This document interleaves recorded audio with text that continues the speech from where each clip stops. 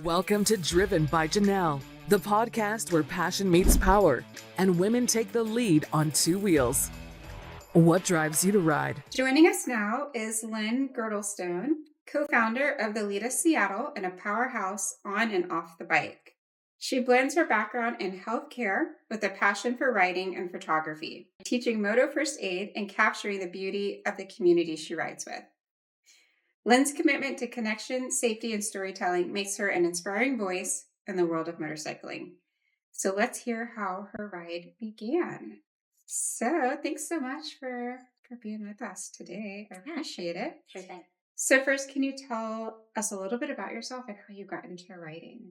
Yeah. So when I was younger, my dad had dirt bikes and quads, and we rode those every once in a while. There's a big desert by our house. We grew up in Southern California, so we had lots of opportunity to kind of just mess around. Fast forward, moved to Washington State in 2011 because my husband was scouted by Boeing, and didn't write anything up here. My husband rode, but I didn't because I had toddlers and an infant, and so we kind of took a break from writing for a while. And then as the kids got older and we had, more free time and stuff like that, he got into it on the street more often. And then during the pandemic, that's when I got into writing on street stuff. I picked up a LX150 Piaggio Vespa. It's a touring Vespa. Yeah. It's a very fast Vespa. So I was taking that thing on the freeway. Oh, wow. How did that feel? Scary. Those kind of vehicles are not meant for 70 miles an hour. It can go up to 120 if you really push it. I'm not that brave. That's exciting. How did people respond to you being in Vespa? Good question. I don't think they saw me very well. Oh, okay. And I didn't take too many trips. All right. I would go just like a very short stretch on the 5 freeway. And I was like, I feel really small. I think I should stay off the freeway, but I really like freeway riding. So several months after getting the Vespa, I moved up to a Honda Rebel 500. And then just a couple months ago, I moved up to the 1100. Wow. We went on almost a 2,000-mile trip through Canada last year, my husband and I. 6 days, about 2,000 miles. From Washington to Montana, Montana to Alberta, Banff, come back down around, down into Idaho, then back down into Washington, back into Washington. And it was wonderful. It was a great trip, trip of a lifetime, going through the Rockies. But my bike is significantly smaller than my husband's Road Glide. Mine was a 500cc. His was like a 1900cc. Yeah. So he's just cruising, and I'm sitting there wait for me.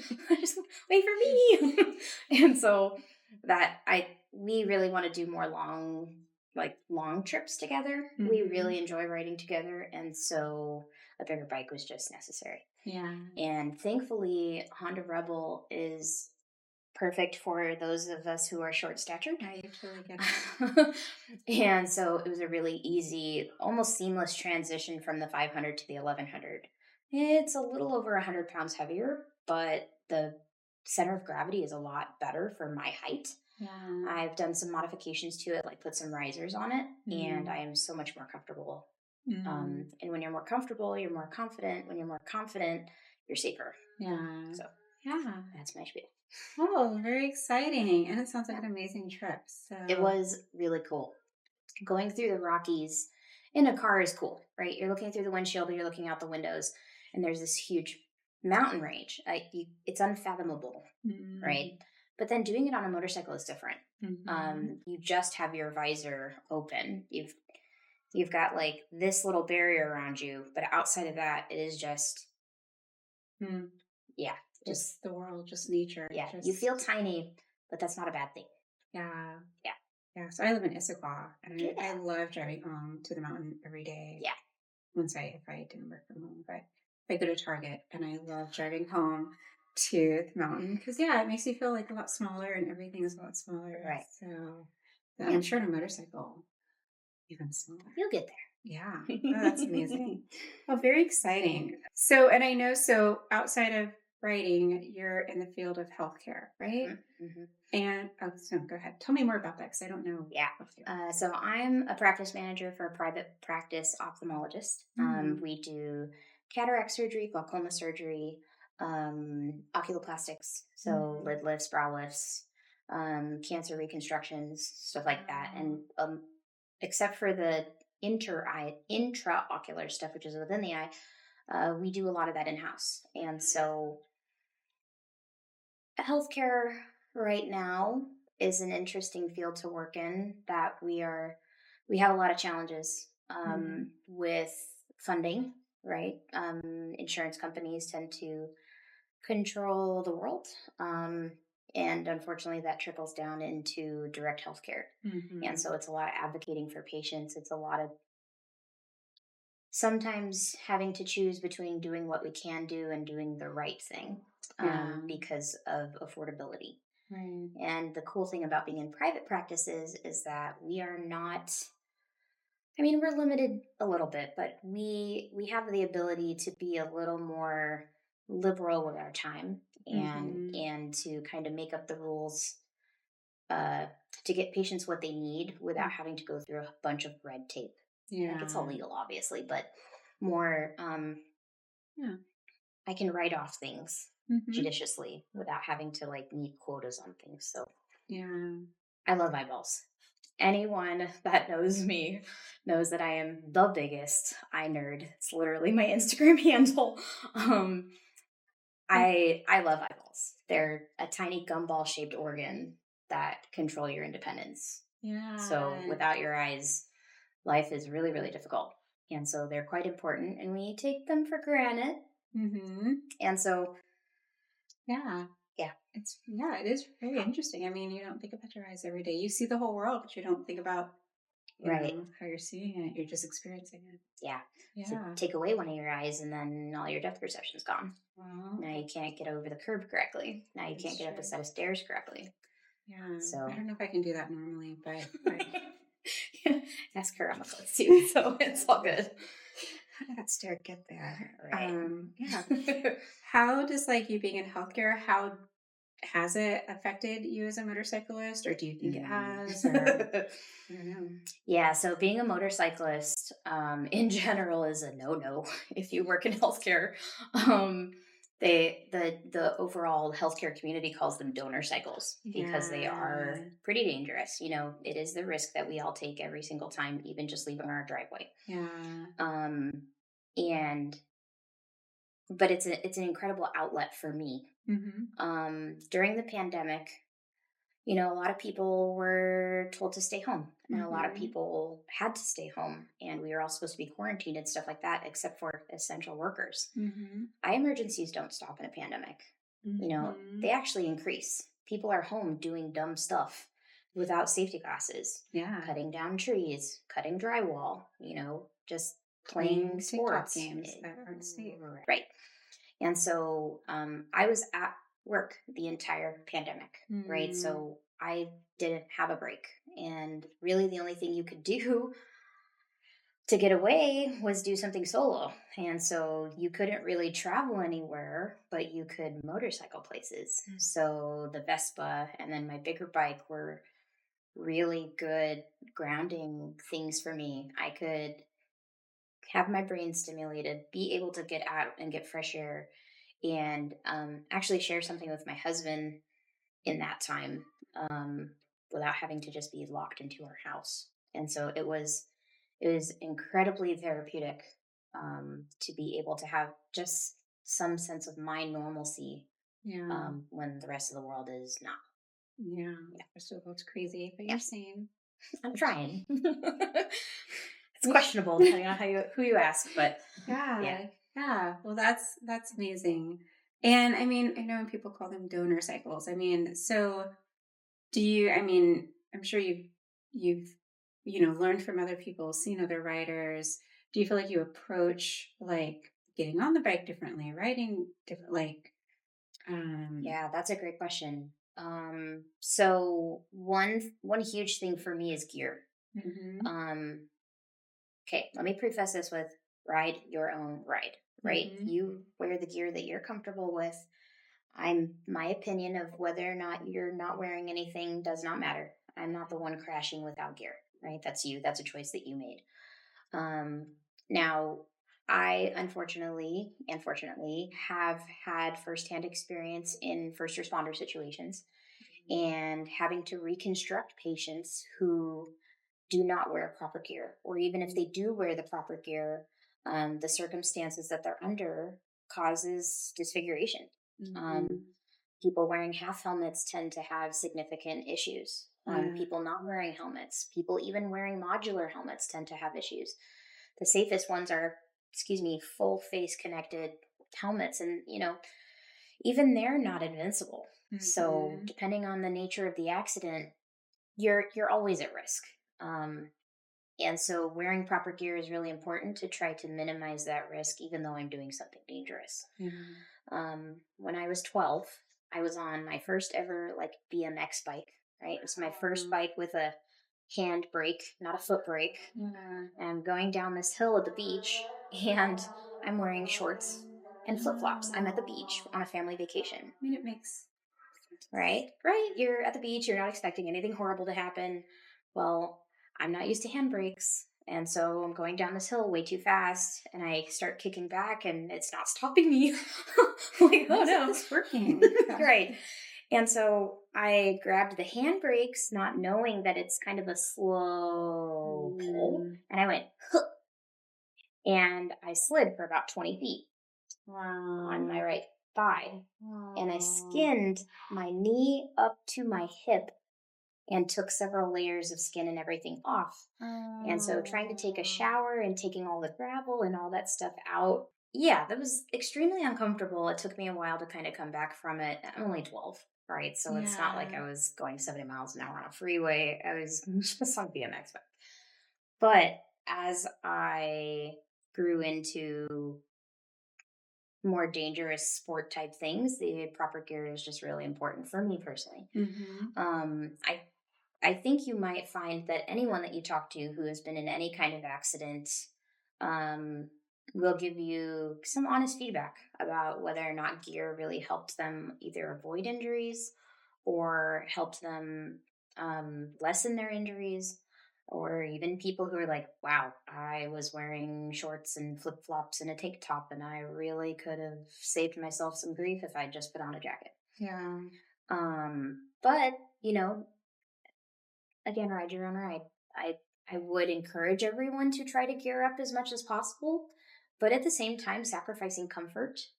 If you feel like, the kid from the Christmas story, I can't move my arms, right? If you feel like him and you're trying to ride, you're distracted, and distracted riding is really dangerous.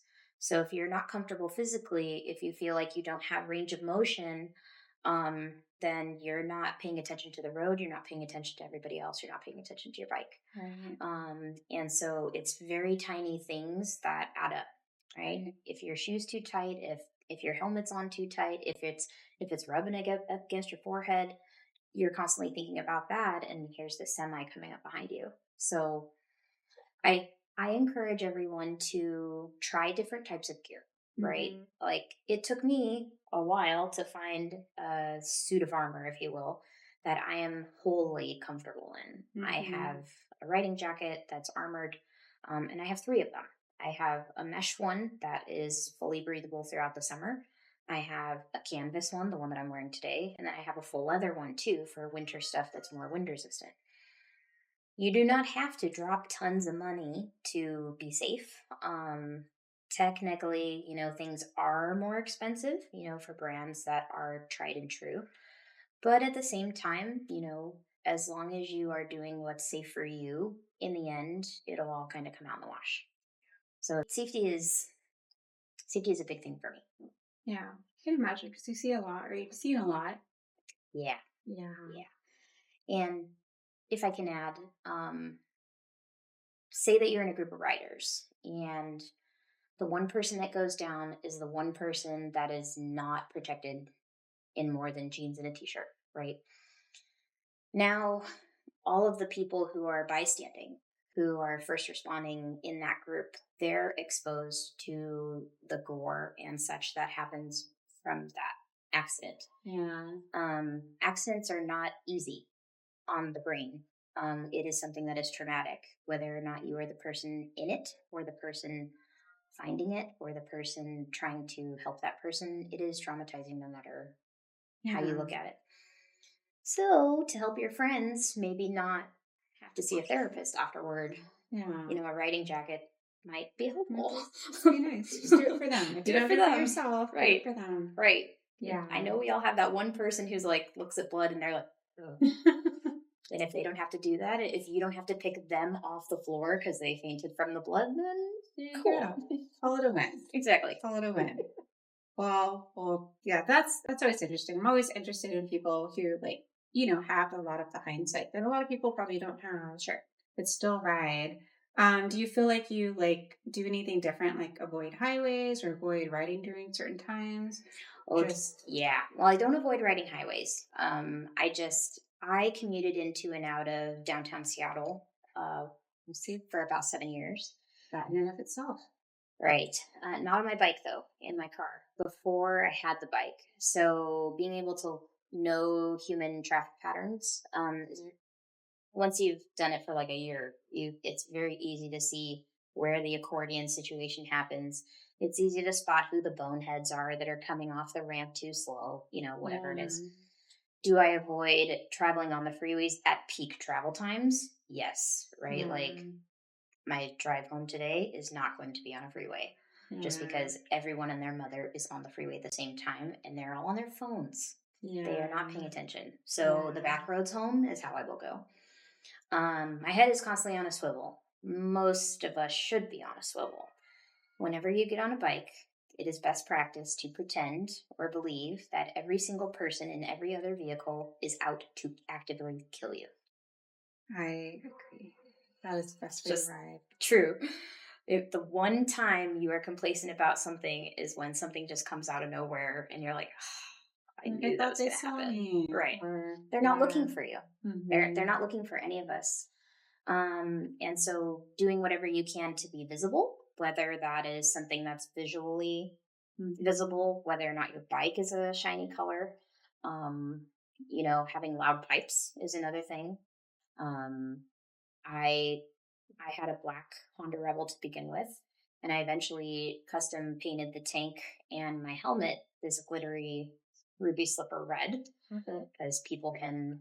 Yeah, they're like, oh my gosh, that's like offensively bright. Like, great, good. Yes, glad you can see me. Offensive is the right. Right. Yeah. Oh, that's exciting. Well, I'm going to see the helmet. Yeah. It's pretty awesome. It's beautiful. So you got to see it in the sun. Yourself, or? No.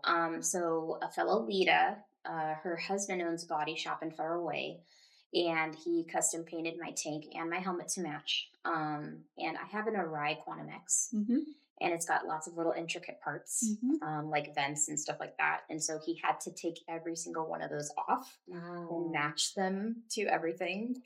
And he's such a wonderful guy. He paints all kinds of things glittery, and it's just really cool. So if you want a custom pink glitter bike, I have the connection for you. That's what I want. I'm going to hit your back there because literally I've been looking for people. So yeah, okay, yeah, he's wonderful. That's a done deal right there. so yes, I got you. So what inspired you to co-found the Litas Seattle? Sure. So the Litas is a global moto collective. It's not a motorcycle club. It's not a riding club. It's a group of women that want to empower each other to do something in an industry that is usually pretty male driven. And, historically, if you look at the motorcycle world, historically, women have always been known as backpacks, right? Things that ride on the back. Maybe the person who's riding is wearing all geared up in leather chaps, and the person riding on the back is in shorts and a bikini top. That's your views of female riders. Over time, things have changed, and now we have more visibility in the community of not just being the backpack, but more doing our own thing. So I did not found the Litas branch. I'm one of 4 founders. And so in the Litas itself, if you think of the Litas as a tree, each branch in a different city is another branch off that tree. Awesome. And then the members are the leaves, if you will. That's beautiful Visual. Yeah. And so founders are leaders. It's an entirely voluntary position. The 4 of us get together several times a year. We plan out the year. We have a little subcommittee of leaders. We have an admin team that helps us plan our events and helps us do social media. And then we have a ride committee who helps us guide all of our rides, who helps fill positions in those rides, and just making sure that the group is entirely safe. And so it's a bunch of women working together to make sure we're all safe, we're all having fun, we're, try to keep it as drama free as possible. And it's a really empowering community. Some of the founders or others will take newbies out to take your first freeway ride. We'll help you go practice some maneuvers in a parking lot so that you get your balance. If you got to be in neutral and 2 of us are like pushing the bike forward just for you to find your balance, it's also a judgment-free space, right? You are all going to fall. We are all going to embarrass ourselves. We are all going to stall in the middle of an intersection. It is like, that's part of writing. Don't let anybody tell you that, no, I'm perfect. I haven't made any of those mistakes. That's BS. And so if you do that, you're like, okay, let's go. Right. It's encouragement and it's empowerment. And it's not like, why don't you know how to write? Yeah. Right. And it's also staying safe. So as you may have heard others say, we host different events. We have like a safety meeting before every single ride so that everyone's on the same page. We all have to be, we have waivers that are signed as well, right? Because inherently motorcycling is dangerous. So your insurance is what covers you, just so you know. And I was really motivated because I'm a leader in pretty much everything I do. There you go. So I like being involved. Yeah. If you want something done, you can do it yourself. Yes. Yep. Yeah. And I mean, if you built a beautiful community, did you know this is what it's going to turn into when you guys started, or? I am the newest founder of Seattle. I've been a founder with the Litas Seattle for a little over a year now. The OG, Monica, she started the original Pacific Northwest branch in 2015. And it has grown significantly. There are 9 branches in the state of Washington, Bellingham being the newest one that just started just a couple months ago. And so just little pockets of women that like to ride kind of all get together. Jessica, the original founder of the entire global community, I don't think she would have ever thought that it would have gotten as huge as it is in multiple countries and thousands of women doing this cool thing. Yeah. Maybe she did. She's pretty smart, but she's like, I have a plan. Shout out to Jessica. Yes, she's awesome. And she herself is just so inspiring. To run a business completely from home, to organize the women that she has, to go through all of the discussions and the liability stuff, and to really see her just so happy and vibrant and empowering. It's empowering for all of us, which is what we need in our society right now. Yeah. To be more, I got you, versus mean girls. If we could have a lot less of that in the world, that'd be great. Really cool. Yeah. Well, you guys are definitely contributing towards it. For sure. Because, I mean, I think it's, I think riding a motorcycle can be scary as is, but then I think being a woman motorcyclist and then being able to have a community to fall back on. Right. So, yeah. And one thing to add is that, the Litas is a female moto collective, but it's not meant to be so exclusionary where it's anti-men. Mm. The Seattle branch and the Snohomish branch have pretty strong spousal support, right? Mhm.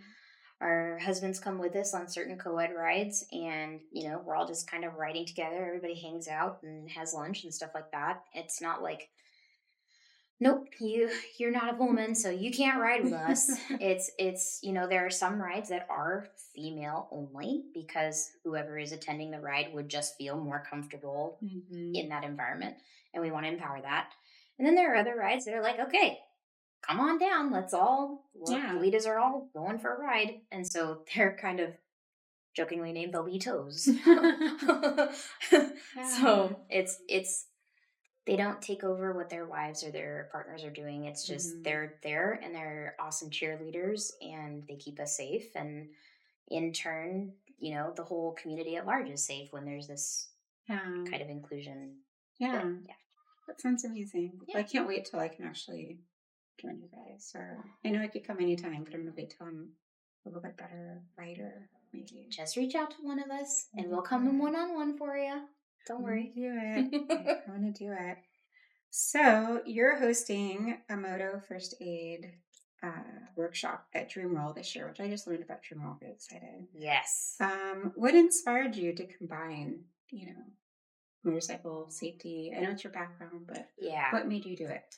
Mm-hmm. There was a ride a couple of years ago where someone went down, and there was not a lot of knowledge from the bystanders, and it was kind of a shock to everyone's system. The person was okay, and EMTs, got there and did all their things, but some of the people were like, man, I wish I would have known what to do in that event. Mm-hmm. Like maybe I could have helped them be more comfortable or something like that.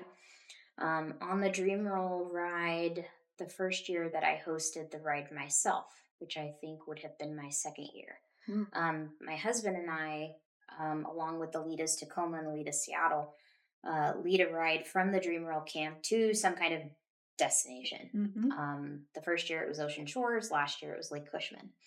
And on the ride to Ocean Shores, I'm on the back of my husband's motorcycle filming and photographing, people mid-ride. So getting those action shots while we're all in motion. Mm-hmm.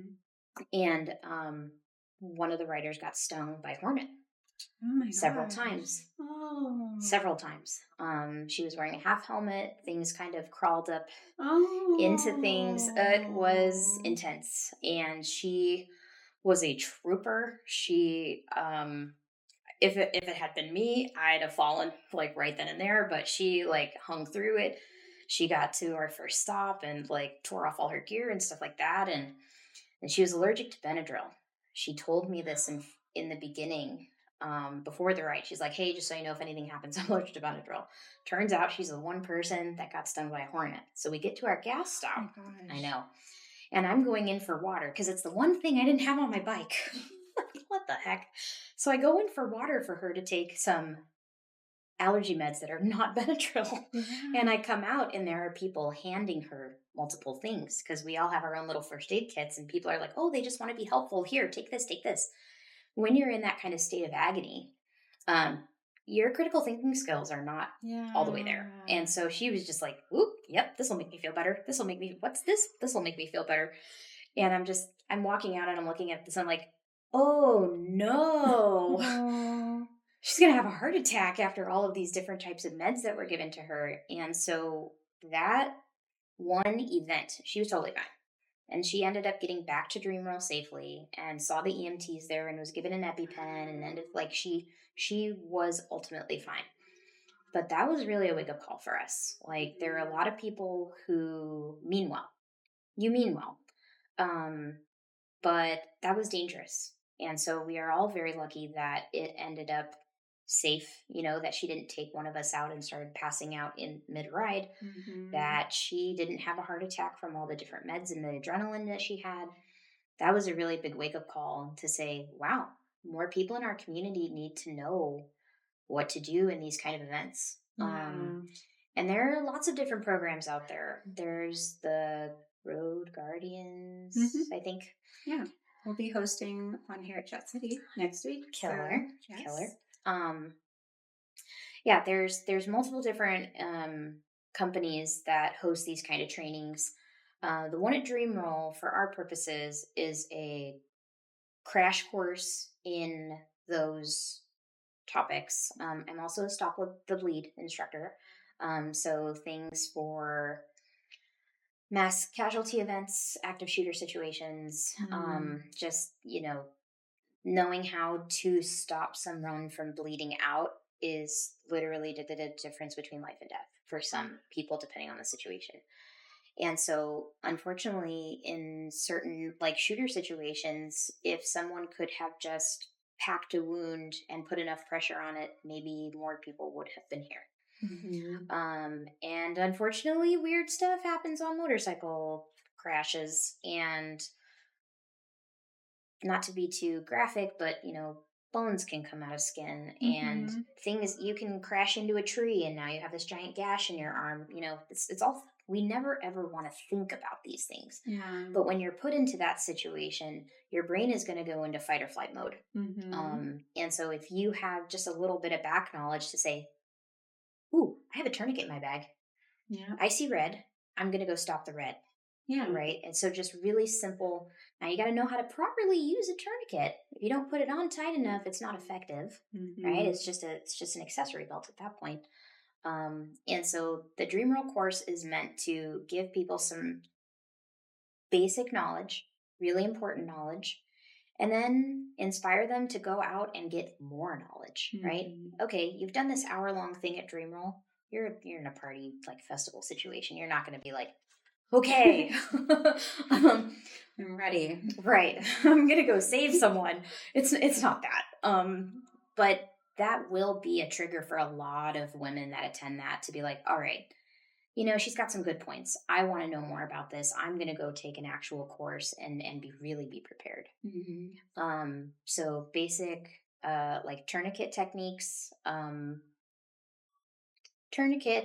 very basic injuries, and helmet safety. Helmet safety is a huge thing.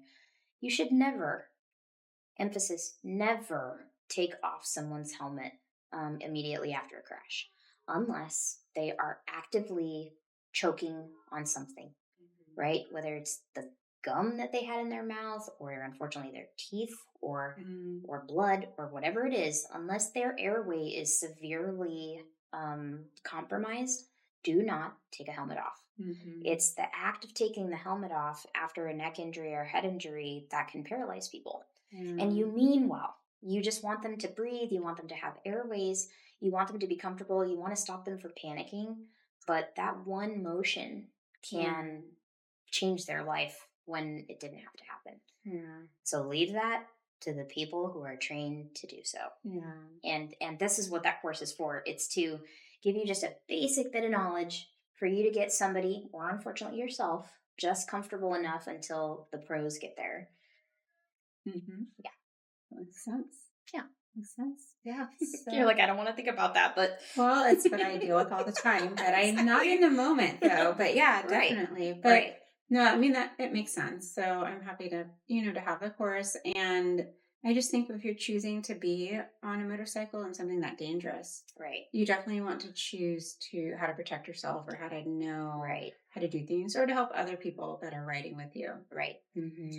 The other part of the course that I'm going to present to everyone is a bit of psychological first aid as well. Because, like I said earlier, accidents in any form are traumatic. And PTSD after an accident, whether or not you were the person in it or you are the person responding, there's going to be nights where you don't sleep. There's going to be panic attacks. There's going to be, we all process trauma differently. And so it's a few tools and some guidance and advice, right? Like if you're constantly thinking about something and you don't have an appetite and you're losing sleep, you should seek help. There's no shame in talking out something. You'd be surprised, just venting something off your chest helps you process trauma. And it's also giving people tips how to mitigate trauma in the moment, right? Give somebody an emergency blanket while they're waiting for EMS. Just that really, like, that security and that warmth helps bring down your stress levels in that moment. And don't be mean. Don't be mean. Right? Like, That's just my hey, gut stop reaction. crying. Be like, no, that's not the approach. It's just my gut reaction. Just right. If you why are want you to scream, crying? go ahead, scream, I guess. Like, just Yeah. earplugs. Yeah. Right. It's very interesting. Yeah, you never know how you react to an emergency, I guess, until you're in it. Right. Unless you're prepared for it and you're like, I know Right. exactly what to do. Right. So I guess kind of brings me to the next thing. What do you think most writers overlook when, trying to be prepared for an emergency or Sure. an emergency? Controlling a scene is something that I think that a lot of people overlook. People are worried about their bike, people are worried about their body and stuff like that. But looking around you, making sure that traffic is, that you're not in the middle of the freeway and about to get run over by something else. Yeah. Who cares about the bike? Ditch the bike. I have a sticker on my bike that says, let that S word go. Right? Let it go. Kick it away from you. Get out from under it.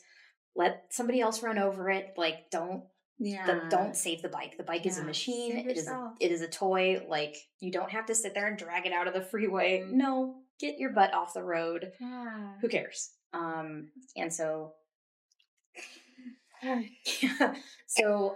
things that I think people overlook the most in an emergency is just their surroundings. Who cares if other people are watching? If you're in a crowd full of strangers, like, who cares? Those people are not going to follow you home. They're not going to post on TikTok that you're being a bonehead. It's get out of the way. Yeah. Truly. Who cares about the bike? And if it's another person that's involved and it's not you, the path of least resistance to getting them better is calling EMS right away. Right? So in an accident scene, something that also I think gets overlooked is delegation. Right? Have a scene leader. Right? All right. You go call EMS. You go get a blanket. You go stop traffic. You go do this. And then instead of fighting about, no, I don't want to do this. No, just go do it. Yeah. Right. This is not a situation where it's not a power play. Okay. There's someone hurt. We need to get them action fast. We all have a job to do and commit to that job if you're going to do it or don't. Like, don't like, no, I don't want to do this, and then kind of half-ass it. And no, either you do it or you step out of it. And it is totally okay to say, I am not mentally prepared for this. I am not the person to do this. I will go help in some other way, but this is not me, right? Like, if somebody is not prepared to do chest compressions, then if they're not going to be the one to stick it out, then don't do that. You will kill someone. And so there's a level of confidence, and you don't know what you're going to turn into until you're actually in an emergency. Right. You might be the person who's like, you go do, or you might be like, I'll hold up the blanket. Right. And so it's okay either way, but if you're going to start something, you got to finish it. You're like, I've done enough chest compression. Right. Yeah. Can't do it. No, you just gotta, okay, here we go. Tap me out in like 2 minutes, please. Yeah. And then actually tap somebody out. Like, that's important. Yeah. Yeah. It's that situational awareness that I think a lot of people are not really prepared for. Yeah, well, it's definitely things to think about as a biker.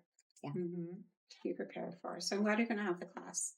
Yeah. I look forward to attending and sponsoring. So cool beans. Yeah, we're all about safety, guys. We're gonna be super safe. We're the safest people on the road. So also at Dreamroll, so you're a Dreamroll ambassador and you're a photographer. So I guess, what kind of photos have you captured, or what are you looking forward to capturing at Dreamroll? Man, this will be my 4th year photographing Dreamroll. The first year I went with the Litas because it was a moto camp out. I'd never done a moto camp out before. I packed way too much crap on my bike, way too much stuff that I didn't even take out of the bag. I got this ginormous pack on the back of my bike, and I get to Dreamroll, and it's like a mile and a half out of the gate. My brakes go out on my bike. No. Yeah. And so I'm basically coasting into camp with all this crap on my bike. And Shauna, sat there and like tinkered on my bike the whole weekend, poor thing. Turns out it was like some gasket that had went out. She's sitting there trying to like balance the brake fluid. She's like literally sitting on I have pictures of her sitting on the ground, like wrenching on my stuff. And yeah, that's amazing. Shout out to Shauna. That's yes, amazing. very much so. She is my mama bear. And so my bike is like sitting out of commission, and I have my camera, and I'm just like, okay, I guess I'll just walk around and take pictures of things so I don't have to think about having to get home with no brakes. Yeah. Just don't stop. No, just no, go the whole way. No stop signs. It's fine. And so I am, I don't even know what the word is. I don't really believe in editing my photos. Well, shout out to you for that. Don't take any away from me. Now, okay. You want to know a secret? Mm-hmm. My camera was bought off of Craigslist from a retired ophthalmologist. Oh, interesting. He was getting rid all of all of this. I know. I'm a sucker. I'm a sucker for old eye stuff. So the camera was originally meant to take pictures of skin cancer. The lenses, right? So there are these like fixed focus lenses, 100 millimeters. It's not meant for like, it's meant for little itty bitty things. But if you stand far enough away from something with that kind of lens, it gives you this natural Photoshop blur. That's what you want. Your wrinkles are gone. Your double chin disappears. Yeah, like, of course, like a magic lens. Right. Sort of. And so I take a lot of just real stuff. You know, you might be in the middle of the biggest gut laugh and you are just, and I will take a bazillion pictures. I usually take anywhere from 60 to 80,000 photos at Dreamroll. Oh my gosh, but how do you go through all of only this? about 2,000 of them make the cut. That's a lot, though. Yeah. Well, it's because there's like blurred stuff in half of them. So you guys are all moving very quickly, and people are on motorcycles or they're out on the water or something like that. And so it's just like click, click, click, click, click, click, click, click, click, click, click, click, click, click. And one out of those 200 will be the perfect like shot. And so just the sense of camaraderie at Dreamroll is, well, you'll figure it out. Like, you'll see. It's like festival / summer camp / kickback. Like, it, choose your own adventure. You want to go swim in the lake for a while? Go do it. You want to go dance next to the stage? Cool. You want to go rave somewhere else in the woods? Go do that. You want to go gather with a bunch of women over there who are learning how to pick up their bikes from different angles? Go do that. Like, there is an agenda, right? Of timeline of stuff, but it's not mandatory, right? So like the rides that I hosted, I made people get up on Saturday at 8:00 to go do a ride. And the people that wanted to go, that were gung-ho about riding, they did. And the people that were like, hey, I signed up for this ride, but I drank too much the night before, and I think it's safer if I just stay home. We're like, hey, cool. Yeah. Stay safe. I'd rather you chill and drink some water and not like faint on our ride. Yeah. Just do your thing. Right. And the boundaries are important, right? Yeah. So self-discipline is good too. I've got some amazing stuff. Just the hugs. That's my favorite thing at Dreamroll is the hugs. You will see Jello wrestlers right before a match just like give each other a giant hug, and then after they have done their thing, and like it's the handshakes at the end of a wrestling match that are like my favorite. And everyone is laughing and the crowd is like cheering and roaring and it's just, man, like it's so cool. I don't know, which events have you been part of? Really Dreamroll. This year I'm leading a ride for IFRD in partnership with Northwest Harley Davidson, Dreamroll, and the Litas Seattle. Okay. And so I'm leading a ride from Northwest Harley Davidson, kind of going around the inlets down by Olympia, and then ending up at Revmo Choppers, which is a really cool privately owned coffee / chop shop kind of thing. Yeah. I met them on my way to Dreamroll one year, and they helped me tinker with my bike on the way to Dreamroll, and I was just like, this is awesome. I love this. And then we'll end up going somewhere else for lunch, and then kind of ending the ride there. And it just, IFRD, International Female Ride Day, Dream Mm-hmm. Roll. I have photographed for DGR, Distinguished Gentlemen's Mm. Rides. And I'll probably try photographing a little bit at Babes Ride Out when it's in Oregon later this year. Yeah. Not in an official capacity, but more just kind of Yeah. shooting all the things. Yeah. Yeah. What's been your, do you have like a absolute favorite photo so far that you've taken from your events or? Yes. Okay. Yes, I do. So Carver is like the reigning champion wrestler. She is a beautiful person. I love talking with her. I love filming her. I love catching her as she's coming on a bike. She's always smiling. She's always hamming. She's just very approachable. She's such a cool person. And so there was a moment where she was set to wrestle this older woman participant. And I wish I knew her name. But they like face off at each other.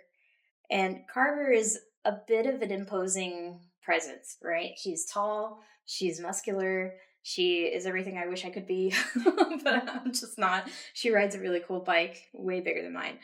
And I would not want to face her in Jello wrestling, like at all. Just having photographed her the last couple of years, I'm just like, oh man, I would be so bruised by the end of this. And so she's facing this person who's, I believe she's from the Litas somewhere in Canada. And the other woman had gone through her matches and things and ended up facing Carver. And she walks up and they like do their little thing. And then she just lays down in the mud. She's like, I give up. Nope. I'm not wrestling you at all. It was super cute. And so they're both all kind of muddied by the end of this. And Carver and her give each other this hug. And the look of pure joy and respect and fun. And just like, it's one of those big, like, it's one of those cool things. But that one photo just really captures the vibe of Dream Roll, of the moto community at large, of the potential that we as women can be when we let everything else fall away. Doesn't matter what bike you ride. Doesn't matter if you're wearing gear, if you're not wearing gear. Doesn't matter if you're rich. Doesn't matter. It does not matter. We are all there to watch these two people throw down in some fake mud and have fun doing it. Like, it's just, it's. I feel like we're going to have to see that photo. I will send it to you. We have to see that one. Okay. Provide inspiration before Dream Roll. Yes. Go through the funridephotography.com Dream Roll galleries, and you will get a very good idea of Is it yours? Yeah. Okay. Yeah. Funride Photography. Funride Photography. And Dondra Budd. Dondra, I love you. Dondra Budd is a phenomenal moto photographer. She also does Dream Roll. Hers are more stylized, and mine are non-edited. So real in the moment. Take them, do what you want with them. Like, they're free to use. They're you do your thing. Hers are meticulously worked on, and she is an amazing. How she captures movement is just, I can only fangirl. But between those two sources, you will get a really great idea of what you're getting yourself into. Okay. Yeah. I'm going to go do my research. Yes. I might eat some Jello while I'm doing it. And just don't eat red Jello. I don't eat red Jello. I guess just going through the full experience. If you had to sum up what writing gives you in just one word or one phase, what would that be? There's a sense of belonging in it. You're all doing your own thing. You all have your own individuality. Everybody has their own different bike, their own sounds, their own modifications, everything. But you're doing something together. And I feel the most comfortable when I'm with my family and my kids and with the women that I ride with. And I don't feel like I'm in high school anymore. Yeah. Sometimes you feel that way at work. Sometimes you feel that way in other things, but I don't. It's nice. Just hang out with other women. Not worry about what we're wearing. Yeah. Not worrying about Well, you drove here. Yeah. Just Okay. okay. You. Go ride. Yeah. Let's go do it together. Okay, let's go ride. Cool. Let's go. Like, that's it. Really simple. Yeah, simple. That's the perfect word. Simplicity. There you go. So Cool. well, that's all I got. Is there anything that we didn't cover that you want to talk about or say or share? If you want to be involved, go do it. Really. And that's also simple. If you want to help, ask how you can do it. Mm-hmm. If you can share your time, if you can share your hobbies, if you can share your craft, if you are bomb at social media and you are like, yes, can I do the TikToks? Sure. Like, I'm not going to do them, but please. Hey, can I cook while we're at this camp out? Yes, absolutely. All right. The best way to be part of a community is to actually do it. Actions speak far louder than words. Mm-hmm. You make a promise, keep it. Yeah, I'll cook for everybody. Okay, tell us what you. Yeah. So just if you want to be involved, go. That Yeah, makes sense. that's what I got. Awesome. We'll take that advice. So, well, thank you. Thank you so much for being here. You're welcome. I look forward to seeing you again. Likewise.